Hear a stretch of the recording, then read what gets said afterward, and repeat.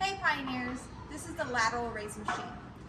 It's going to target our medial deltoid, or the one right here in the cap of the shoulder. When you use this machine, you use the pin to set larger intervals of weight, but you can also pull the knobs on the 5-pounders to add 5 to 10 pounds in smaller intervals. When you're finding an appropriate height for yourself, you're going to have to move the seat by pulling the lever and moving it up and down.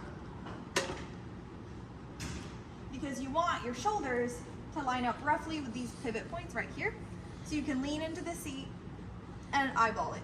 This is about right for me.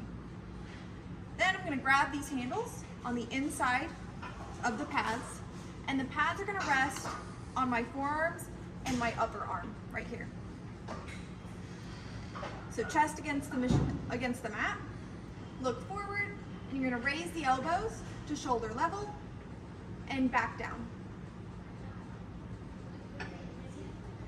Keep your feet flat on the floor and make sure you breathe when you do this exercise. That's the Lateral Raise Machine.